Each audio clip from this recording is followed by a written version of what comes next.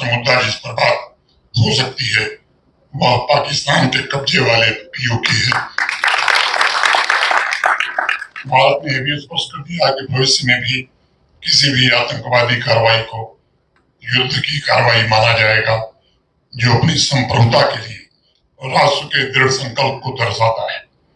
मित्रों, पाकिस्तान की आतंकी साजिशों के खिलाफ जिस प्रकार जम्मू कश्मीर के लोग 22 अप्रैल के बाद खड़े हुए थे, हफ्तों तक सड़कों पर प्रदर्शन हुए, उससे एक बात साफ हो गई कि अब जम्मू कश्मीर के लोग और विशेषकर से वे लोग जिनके मन में कभी संशय हुआ करता था, वो भी इस बात को समझ गए हैं कि पाकिस्तान के साथ जम्मू कश्मीर का कोई भविष्य नहीं हो सकता। और मैं मानता हूं कि ये शुभ संकेत है, क्योंकि हमारे पुलिस, हमारे सुरक्षा बल लंबे समय से आतंकवाद समाप्त हो इसके लिए जी तोड़ मेहनत कर रहे हैं, बलिदान दे रहे हैं, परिश्रम कर रहे हैं।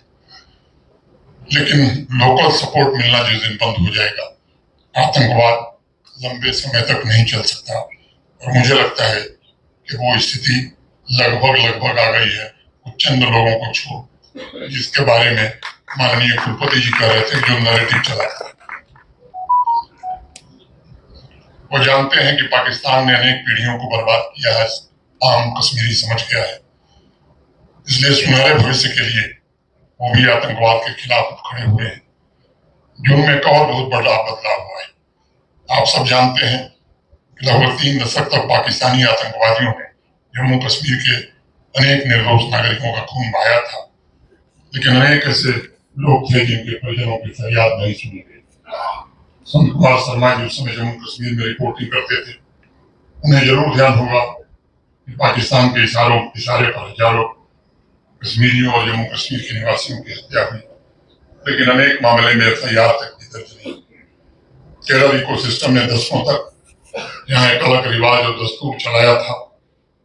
जो लोग पाकिस्तान के इशारे पर काम करते थे, उनकी मौत पर तो जुलूस निकलता था, लेकिन जो निर्दोष लोग बेवजह मारे जाते थे, उनके जनाजे के लिए न जगह मिलती थी, न कोई फतवा पढ़ने आता था।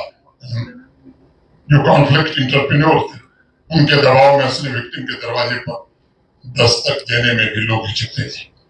ऐसे बहुत कम लोग थे जो आतंकवादियों के जनाजे में अवश्य शामिल। ऐसे बहुत से लोग थे जो आतंकवादियों के जनाजे में तो जरूर जाते थे। उन्हें आतंकवादियों की कब्रों पर फूल चढ़ाकर अपना कैरियर बनाने में आनंद आता था। चंद लोगों के दबाव में एक नैरेटिव चलाया जाता था कि आतंकवादी विक्टिम है, पुलिस और आर्मी हमलावर है। जो आम कश्मीरी मारा जाता था, उसकी गिनती तक नहीं होती थी। अब उन परिवारों के लिए न्याय सुनिश्चित हो, इसकी एक व्यवस्था प्रारंभ की गई है। 13 जुलाई को बारामूला में 40 ऐसे परिवारों को सरकारी नौकरी की नियुक्ति पत्र दिए गए हैं। उनके निकटतम परिजनों को, जिनकी हत्या पाकिस्तानी आतंकवादियों ने की थी, बड़ी मात्रा में आवेदन आए हैं।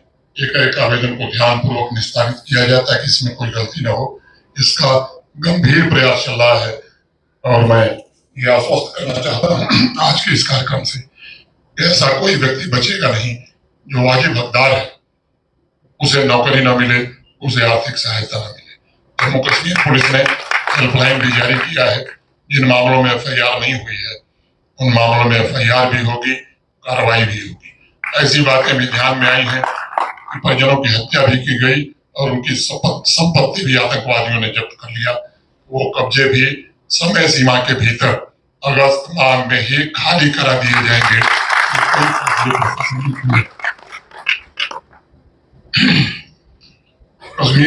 जम्मू कश्मीर के ऐसे निवासियों के टूटे हुए सपनों को फिर से मैं समझता हूँ ये फैसला जोड़ेगा। वर्षों से जो न्याय का इंतजार कर रहे थे, उनका इंतजार समाप्त होगा।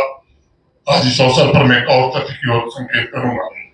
3 दशक से पाकिस्तान समर्थित आतंकवादी और पाकिस्तान में बसे आतंकवादी ग्रुप आम जम्मू कश्मीर वासियों का खून बहा रहे हैं, लेकिन आज भी कुछ लोग मर्यादा और लोक लज्जा भूलकर कुछ ऐसी जुबान बोलते हैं, मैं समझता हूं जो उचित नहीं है। और TRF को अमेरिका ने भी आतंकी संगठन घोषित कर दिया है। भारत और जम्मू कश्मीर को इन लोगों से ज्यादा खतरा है। मैं बात ये कहना चाहूंगा कि आने वाले दिनों में ऐसे लोगों पर भी कानून अपना शिकंजा कसे, ये भी सुनिश्चित किया जाएगा। देश की एकता और अखंडता पर जो भी सवाल उठाएगा उसके खिलाफ कानूनी कार्रवाई हो, ये सुनिश्चित करना मैं समझता हूँ आवश्यक है।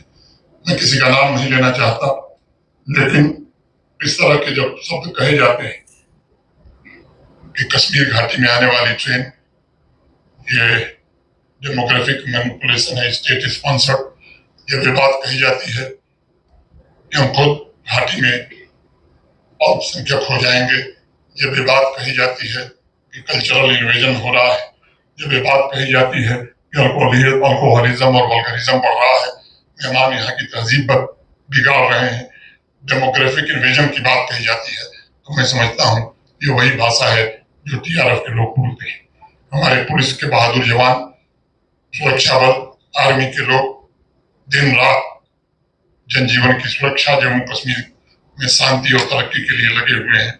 निस्वार्थ भाव से अपना सब कुछ राष्ट्र को न्यौछावर कर इस मिट्टी की खिदमत कर रहे हैं। दूसरी तरफ इनका अपमान करने की कोशिश कुछ लोग कर रहे हैं। ईश्वर के वास्ते ऐसी भाषा बोलना कृपा करके बंद करिए। जम्मू कश्मीर के मासूमों की लाश पर बहुत व्यक्तिगत विकास हो गया, अब उन्हें बख्शने की जरूरत है।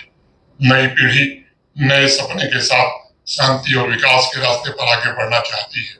अगर आप उन्हें सहारा नहीं दे सकते तो कम से कम खामोश रहिए, ताकि बिना किसी दबाव के वो इज्जत से जी सके। इंडस वाटर ट्रीटी को स्थगित कर भारत ने पूरे विश्व को एक बड़ा संदेश दिया है। अब आने वाले भविष्य में इंफ्रास्ट्रक्चर डेवलपमेंट की एक नई शुरुआत होने जा रही है। कई बैठकों में शामिल रहा हूं, ये वक्त नहीं है कि उसके विवरण में मैं जाऊं जब तक वो पूरी तरह से अंतिम रूप नहीं ले लेता है। लेकिन मैं ये बात जरूर कह रहा हूँ, भारत सरकार बहुत गंभीर प्रयास कर रही है। लॉन्ग टर्म, शॉर्ट टर्म और मिड टर्म स्ट्रेटजीज डिफाइन हो गई है और पैसे की कमी इसमें नहीं आएगी। ये फैसला भारत की पूरी सरकार और प्रधानमंत्री संत कुमार शर्मा जी ने भी अपने मोनोग्राफ में तमाम रिकमेंडेशन दिए हैं, जिस पर ध्यान देने की आवश्यकता है।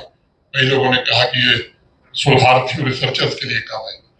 मुझे लगता है कि रिसर्चर्स से ज्यादा ये पॉलिसी मेकर्स के लिए भी काम आएगी। मैं एक बार पुनः इस मोनोग्राफ के लिए संत कुमार शर्मा जी को हृदय से बहुत बहुत बधाई देता हूँ और इस पुस्तक के बारे में यही कहूँगा, मस्ट रीड दिस बुक। ये किताब जरूर पढ़िए। अगर आपको भारत से प्रेम है तो इस किताब को आपको जरूर पढ़ना चाहिए। बहुत बहुत धन्यवाद। जिसका जिक्र करना चाहूंगा कि जम्मू कश्मीर के संबंध में आवश्यक मैं मानता हूँ। उन्होंने कहा था कि समझौते में भारत ने अपने हितों की जितनी कुर्बानी दी है वह शायद ठीक होता अगर कश्मीर से जुड़ी सभी समस्याओं का समाधान हो जाता, लेकिन ऐसा भी नहीं हुआ। माथुर साहब ने अपने भाषण में यह भी संकेत दिया कि पाकिस्तान से ज्यादा भारत चाहता था ये समझौता हो जाए। आज ये बात समझना मुश्किल है कि ऐसा क्यों था। मैं आप पर छोड़ता हूं कि आप इसको समझिए। शायद एक्सपर्ट या इतिहासकार आप जैसे विद्वान आगे भविष्य में इस पर पुस्तक भी लिखेंगे, टिप्पणी भी करेंगे। लेकिन अगर जानबूझकर हिंदुस्तान के भविष्य की कीमत पर इंडस वाटर ट्रीटी हुई थी तो ये देश के साथ विश्वासघात था। भारतवासियों को धोखे में रखने की बहुत बड़ी साजिश थी। उस समय टाइम्स ऑफ इंडिया ने अपनी रिपोर्ट में जो लिखा, and I would like to quote, विवाद के लगभग हर प्रमुख मुद्दे पर भारत ने अपने हितों की कीमत पर पाकिस्तान की इच्छाओं के आगे पूरी तरह घुटने टेक दिए। प्रजा सोशलिस्ट पार्टी के सांसद इसी कश्मीर के थे Shri Ashok Mehta. Indus water treaty को उन्होंने खतरा बताया था और उनका कहना था कि जब दो देशों के बीच इस समझौते को लेकर बातचीत हो रही थी तब ये उम्मीद थी कि शायद इसके सुखद परिणाम होंगे, जिनका सबसे बड़ा असर जम्मू कश्मीर पर पड़ेगा, लेकिन वह नहीं हो पाया। इस वन साइडेड ट्रीटी के दुष्परिणाम आने वाले भविष्य में जरूर दिखाई पड़ेंगे। संविधान सभा के सदस्य रहे अरुण चंद्र गुहा भी उस समय सत्ताधारी दल के सदस्य थे।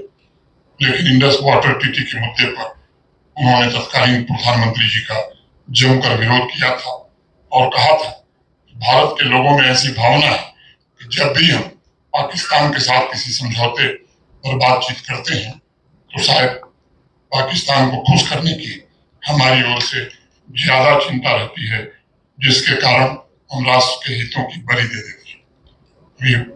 वाजपेयी जी का जिक्र मेरे पूर्व हुआ है। माननीय अटल बिहारी वाजपेयी जी ने भी तत्कालीन सरकार को चिताया था, टीटी के बारे में चेतावनी दी थी। हम सब जानते हैं कि अटल बिहारी वाजपेयी जी एक दूरदर्शी राजनीतिज्ञ थे और उन्होंने उस समय ही महसूस किया था या देख लिया था इंडस वाटर ट्रीटी से भारत को आने वाले भविष्य में बहुत बड़ा नुकसान होने वाला है। उनका कहना था कि हमने पाकिस्तान को अनुचित कीमत देने की कोशिश की है और उसके बाद भी पाकिस्तान की मित्रता मिलेगी, कोई विश्वास के साथ नहीं कह सकता। अगर इंडस वाटर ट्रीटी से संबंधित लोकसभा की कार्रवाई को आप पढ़ेंगे तो एक बात एकदम स्पष्ट है कि पार्टी लाइन से ऊपर उठकर अनेक राजनीतिक दलों के सदस्यों ने इसका जबरदस्त विरोध किया था और ये जानने का प्रयास किया था कि इस तरह की एकतरफा ट्रीटी करने की आखिर क्या मजबूरी थी। तत्कालीन प्रधानमंत्री जी के पास इसका जवाब नहीं था, चाहे चीन हो, कश्मीर हो या फिर इंडस वाटर ट्रीटी हो। हर मुद्दे पर देश के हितों के साथ आप विचार करेंगे तो आपको लगेगा कि समझौता हो गया, समझौता हुआ था। उन भूलों को ठीक करने का काम अब प्रारंभ कर दिया है देश ने। और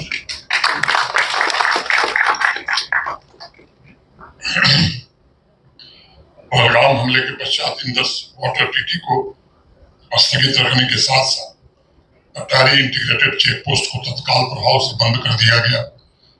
पाकिस्तानी नागरिकों को सार्क वीजा छूट योजना के तहत भारत की यात्रा करने की अनुमति भी समाप्त कर दी गई।